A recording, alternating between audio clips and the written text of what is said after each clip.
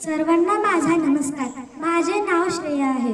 शिवप्रेमाने ओतप्रोत भरलेला, शिवभक्तीचा सुगंध दरवळलेला, शिवप्रेमाने ओतप्रोत भरलेला, शिवभक्तीचा सुगंध दरवळलेला, भगव्या रंगात रंगलेला आजचा शिवसोहळा.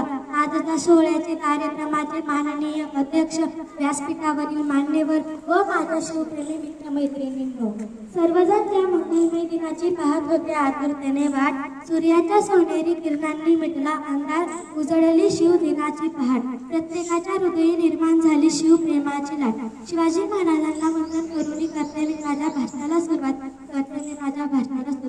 आई जिजाऊंचे पुत्र गोरगरीब रयतेचे छत्र, आई जिजाऊंचे पुत्र गोरगरीब रयतेचे छत्र, शौर्य पराक्रमाचे महामेरू साहसाची मूर्ती, कुशल शासक गणते राजे महान होते, परमप्रतापी महाराष्ट्राच्या अस्मितेचे मानबिंदू, हिंदवी स्वराज्य संस्थापक राजाधिराज श्रीमंत श्रीमान योगी श्री छत्रपती शिवाजी महाराजांना माझा मानाचा मुद्रा.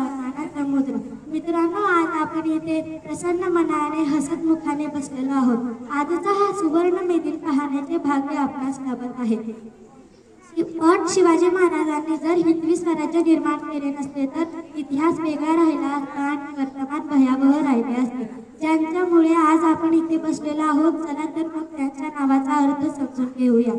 छत्र बनले रयतेचे त्रस्त शत्रूला केले, व पराक्रमी ते शूरवीर ती तिमिरास ज्यांनी चिरले, शिस्तप्रिय ते भारी वा वाणीत मधुरता असलेले, जी जिजाऊंचे ते पुत्र व मराठी मनामनात अधिराज्य जेते, हा हार कधी न मानणारे रे राजे ते साऱ्या महाराष्ट्राचे, जनते राजे छत्रपती शिवाजी राजे. आले किती गेले किती उडून गेले भरारा, आले किती गेले किती उडून गेले भरारा, संपला नाही आणि कधी संपणार नाही माझ्या शिवबांचा दरारा.